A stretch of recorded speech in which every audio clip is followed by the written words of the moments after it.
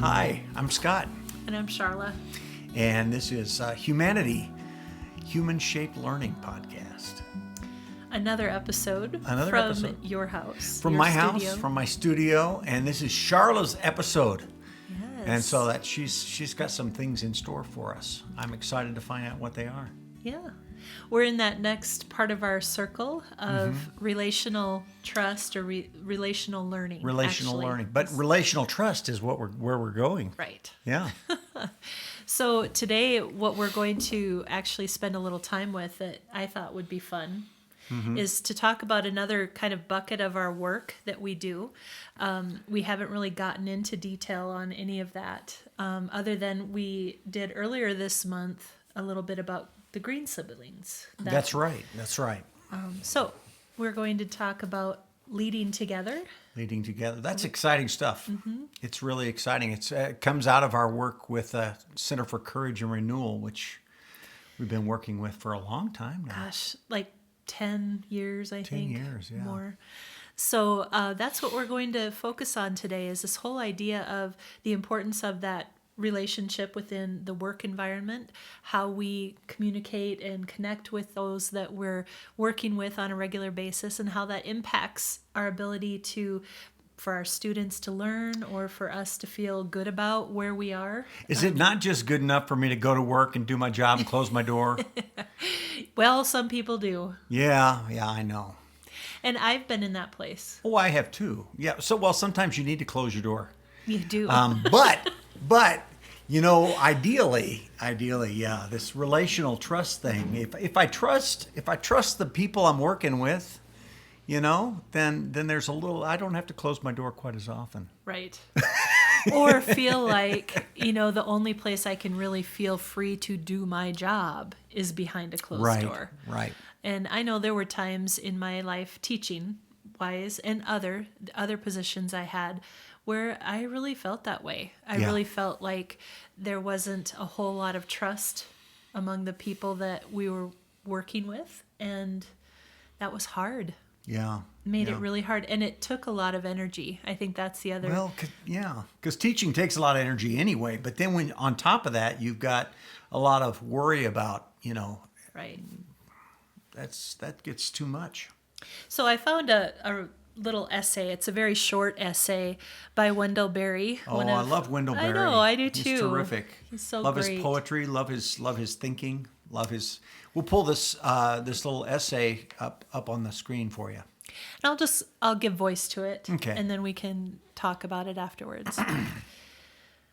I was walking one Sunday afternoon several years ago with an older friend. We went by the ruining log house that had belonged to his grandparents and great-grandparents.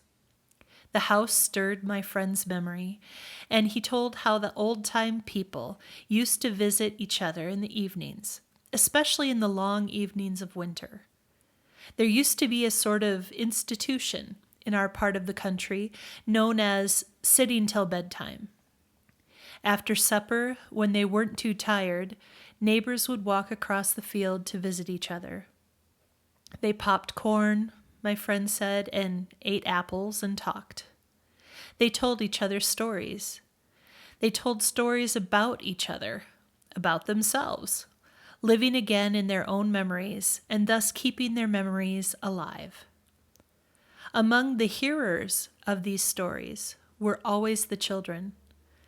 When bedtime came, the visitors lit their lanterns and went home.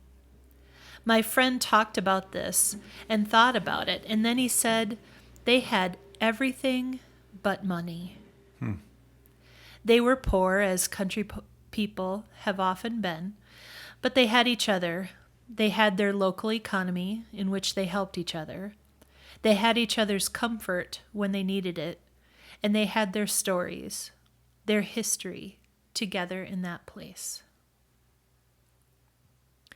And, you know, this struck me on so many levels. One of the memories it really stirred in me is the popcorn and apples. Yeah. That was something we'd do in the evening a lot growing up. And I don't know why, if that was just something that was handy to have around and cheap.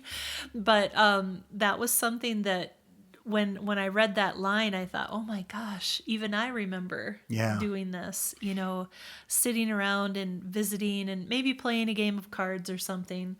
But it was that community that you were forming around that. You know what it made me think of? What? Popcorn and apples. That sounds kind of. We probably do that. My wife and I probably do that some now. Mm-hmm. But when I used to go down to my grandparents' house in Arkansas, snapping beans. Oh yeah. We'd have a pail there, and we'd sit around snapping beans. And I don't think I mean, the first time that happened, it was really foreign to me. I didn't know, but it was like everybody knew exactly what to do, and they knew exactly how to do it. They all just sat down, and there was the bucket in the middle, and they all started snapping and tossing the beans into the bucket. And I was like, wow. And then the stories and the talking about what was going on and who saw who and what was going on and who was in the hospital and who was getting better and, all that stuff.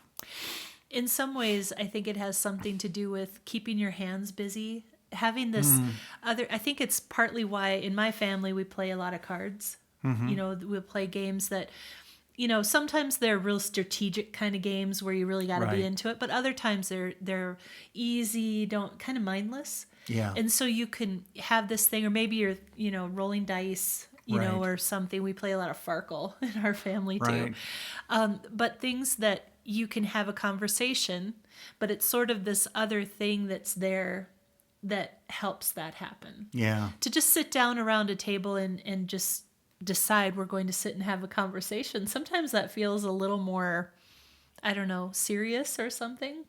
But, when we just gather and there's maybe some beans to snap or popcorn to share or something that's gathering us, just those natural stories start to come out. That's right.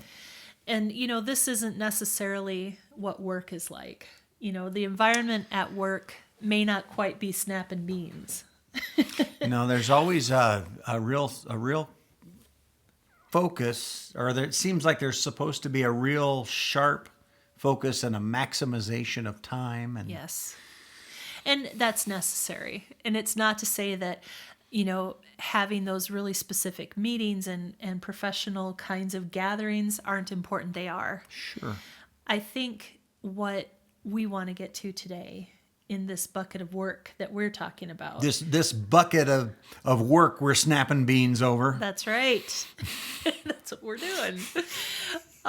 Is actually looking at the research behind those the relationships, I should say, that we have with the people that we work with. Well, and I think how those relationships with the other adults that we work with, the other educators that we work with, how they impact the learning. Right. And so there actually has been several studies, I'm sure, but there's one in particular that we have worked with over the years through the Center for Courage and Renewal, where they did a 10-year-long study of the impact of relational trust on learning. And you can find this information and the research by going to it's couragerenewal.org. Yeah, and we'll pull that up on the screen for you. Sure. And so if you're interested in hearing more about this or learning a little bit more, you can go in and there's a video that's helpful and also the research information article about how relational trust impacts learning in the school. And actually, one of the outcomes they had from their study is how student achievement increases when there is relational trust among the adults in the school. Yeah. I think that's huge. When we look at why we do things in schools, of course, achievement is a huge part of that. Everybody wants our students to be doing the very best they can at school. And so what better reason to do something or to give time to or focus to than to know that it's going to help our students? Yeah. What I think this gets at, though, is really what, the project actually that started this whole podcast, which is really being human. Yes. Because there's this authenticity that is always present in the classroom, even if I don't want it to be. And what I mean is this, sometimes I think we think that maybe if I'm at a little bit at odds with my neighbor next door, my teacher who teaches next door or across the way, that's not really impacting my students' learning. And the research says it really does, because they're human beings and they sense that. They Right. know that. They can feel they can gauge the temperature of the adults in the building. They know what's going on. And here's the challenge for us as teachers. If my students know that all is not well, that we're kind of playing a game, then that kind of takes a little bit of credibility away from what I'm trying to do in my classroom with them, For them to develop the trust of me as an educator, they got to know that there's trust among the educators, I'm going to have you do something for a moment. Sure. Okay. So I want you to imagine, and hopefully it's not me. Imagine someone that you've worked with over the years who was really a difficult person for you to work with. And you out there, if you can just think of somebody and kind of hold them in your mind for a moment, just someone, not necessarily that you have horrible feelings towards or anything like that, but just it was hard to work either with or for them. Do you have someone in mind? I do. Okay. So when you think about being in relationship with that person, or thinking about doing the job that you used to do with or for that person, do you notice something in yourself, how you feel about that? Do you feel yourself tense a little bit? Do you notice that maybe there's almost a sense of some sort of negative feeling, a sense of worry or something? Yeah. I kind of get angry. Okay. Anger is another one of those feelings that comes up when we're with people that we don't trust. Yeah. Or maybe just really don't have a good working relationship with. Okay, now I want you to think of someone that you have worked for or with that is really someone you enjoy, someone that you appreciate and seem to do well with that way. Do you notice anything inside yourself, and those of you out there as well? Do you notice that feeling when you think about, if I had to go to work and be with that person today, what that would be like? It would be it'd be like a homecoming. That kind of recalls, that causes me to recall little bits of stories, of stuff that happened when we were working together. And it makes you think, yeah, that'd be nice. Sure. You could relive some of those things or do some fresh stuff, And that, I think, is a quick and easy way to think about the importance of relational trust. Because what that does inside of you is very obvious and quick. When we think about when we're not trusting the person, when we're at odds with this person that we need to be working with, it takes our energy. Yeah. It takes a lot more of our energy to be able to stay in a good and civil place. Yeah. A lot of those untrustworthy times that have happened in schools that I've been a part of, or college, university settings, either way, come on the heels of a meeting. Yes. A meeting that doesn't go so well, that really brings up a lot of ugliness, and then to go, I can just remember ugly meetings. Bing, the bell rings, and I got to get back to my class and be fresh and ready to go and excited for my students. And it's like, oh my gosh, this is the last thing in the world I'm ready to do. Absolutely. Because my brain is still operating with this anger or frustration or hurt or whatever. And I got to think my students knew. Yeah, of course they did. What kind of a meeting did you have, Mr. Simpson? What? Wow, Our students, I love that voice, by the way. That's my Scott's high school student voice. Oh, Mr. Simpson, what's going on? None of them ever talked like that. It's not to say that you won't ever have those frustrating times. Yeah. That is just normal, every day, being in a place where lots of humans are working together. Right. That's a normal thing. The problem is if that is the tone or the environment that you are in constantly. Yeah. There is a lot of problem with that. Yeah.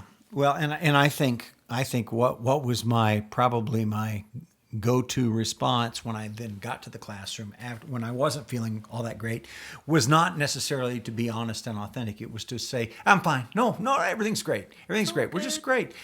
When I should, I mean, I'm not saying we need to go into depth, and we certainly don't need to divulge things that are going on, but to say, hey, yeah, we had a tough meeting, but it's going to be okay. We're going to, we've got some stuff to do today that I'm really excited about, and make that really, and be authentic about it. If I can get myself to that place, but that's the challenge. If I'm already down, and then my colleagues, we've got this pattern, this culture in our classroom or in our school where we're at odds with each other, it becomes increasingly difficult to get to a good place authentically. I may pretend some, but to really get to an authentically good place, it becomes hard if we let it go too long. I think authenticity is the piece that is really important here. It's one thing to get along, to be civil. I mean, I think most adults who want to keep their jobs figure out how to be civil. But there's more to working relationships than being civil.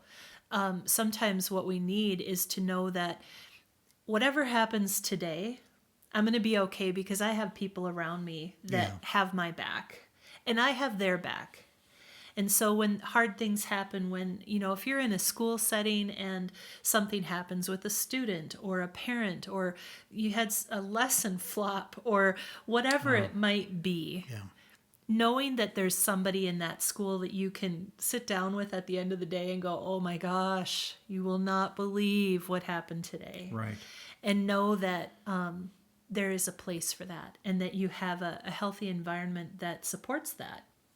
And so, it does not mean everybody needs to agree, but it does mean that everybody agrees that each individual is important and has gifts and talents that they bring to this community. Whether or not they're your first choice to go talk to or whatever doesn't really matter. It's the kind of learning environment you're creating. Yeah. And when I say learning environment, I mean not only for the students, but for the staff, for the teachers and paras and administrators as well. Yeah.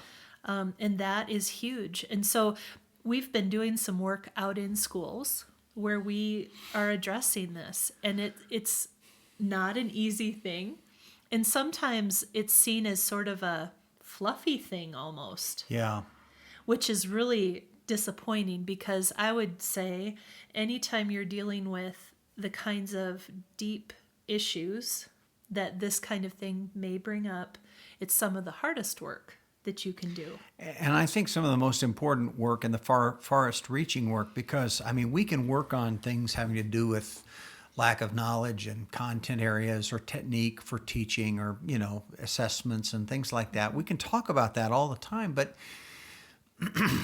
if we're fundamentally at odds with each other, if there's dysfunction in the way we operate as the adults, that's what we're modeling. We're modeling dysfunction. And we're operating kind of hamstrung, no matter what kind of techniques I've got or what kind of content knowledge I have, what kind of enthusiasm I have for my subject. If I'm at odds with the folks that I'm working with, and I think it shows, and it has a huge negative impact, and vice versa. Mm-hmm. I think honestly, schools in which the adults work together well and have a high degree of trust with each other and with their administration. Even the places where I'm lacking, my team helps me smooth that over, helps me grow. And there's a level of that whole idea of trust, I think, has to do also with not being thrown under the bus. Right. That when something does come up, I could have an issue come up with maybe one of my students, let's say, and there isn't going to be an immediate judgment about me as a teacher because of something my student said or did. Right. Or that if I bring something up in a meeting with my coworkers and it may be a little at odds with what the general feeling about it is, that it's not going to be an immediate judgment of me as a professional, but rather that I will be heard and maybe people won't agree even after they listen, but that there's a place to be heard in the midst of that. And I can remember being in settings where just hearing someone's voice made me shut down.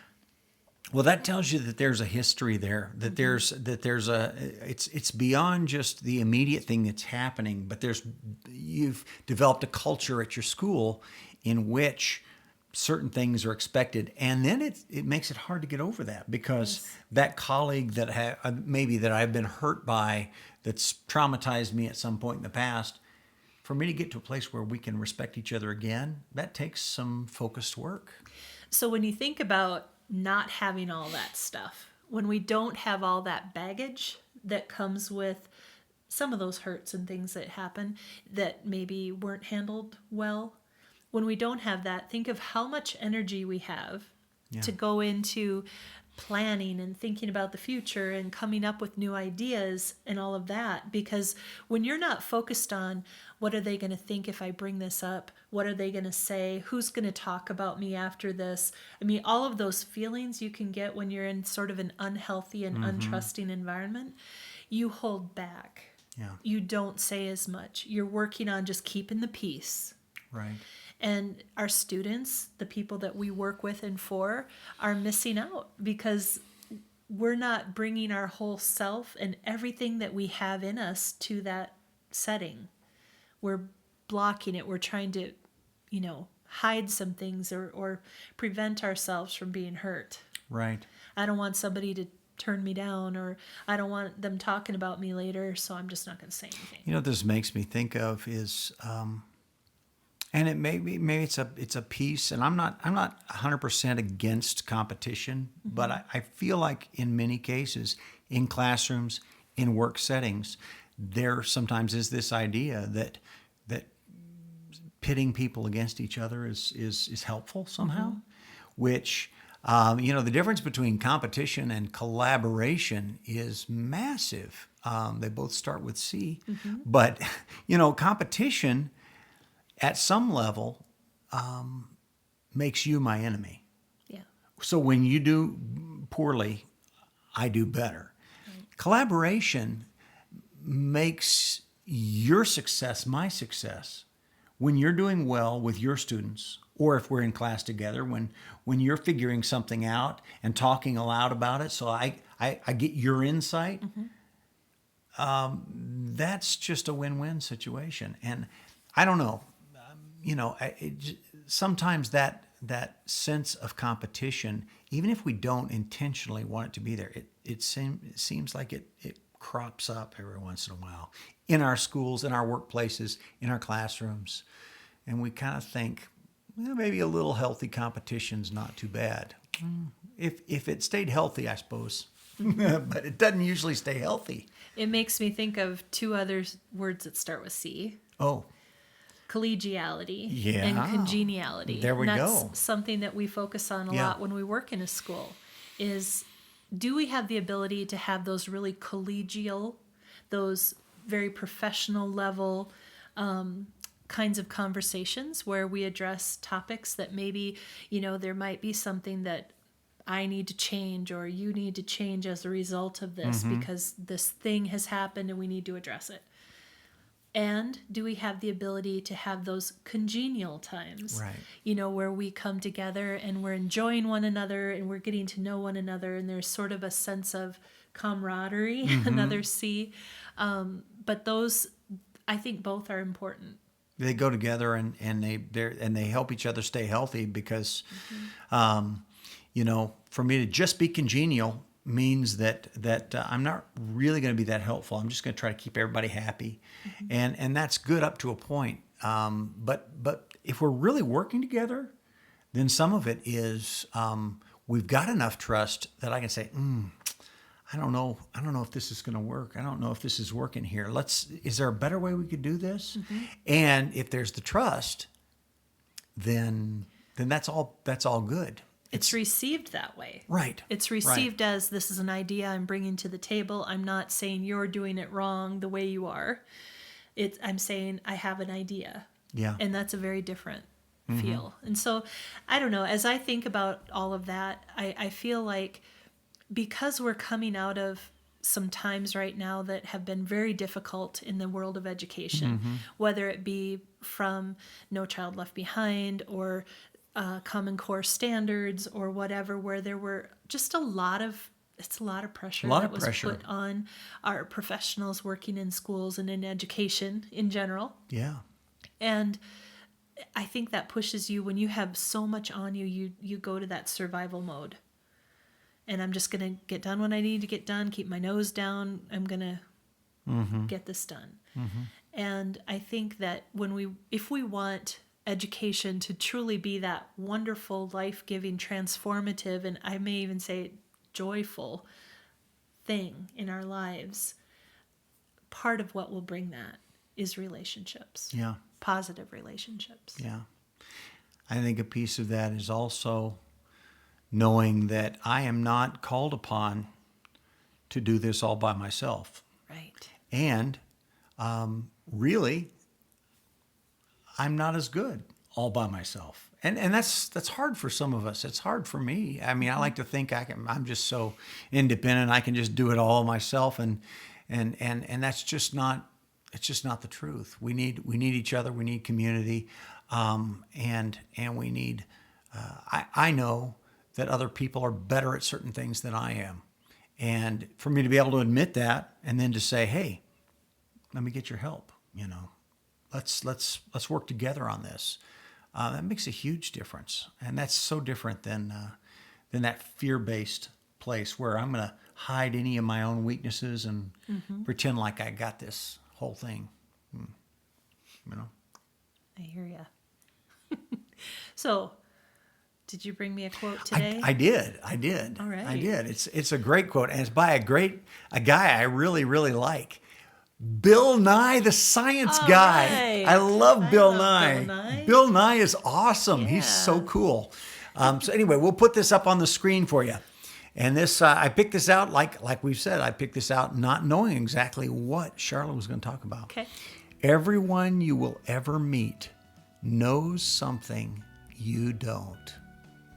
Oh, that's perfect. Isn't that great? That Isn't is that perfect? just perfect. Yeah. We kid about this sometimes, personally, you and I, because, when we come together, even just like this, to do these recordings, if you could see the room, you would see that Scott's role in all of this, with all of the technology side, is huge. And sometimes there's part of me that feels a little bit inadequate. Like, am I really bringing enough to this? Because I look at what it takes for him to do it, and I just walk in and sit down. You're bringing it, girl. You're bringing it. So, but I trust that there is something that I'm bringing to it, You and are. then I know you're bringing to it, and so we're able to do something really great and know that That's each right. part is important. That's right. So. That's right. Well, so on the website, check out Leading Together on the couragerenewal.org website. And if we can help with it in some way, if you're interested in that, reach out. We'd love to. So thank you for joining us again, and we will see you next time. All right. Thanks. Bye-bye.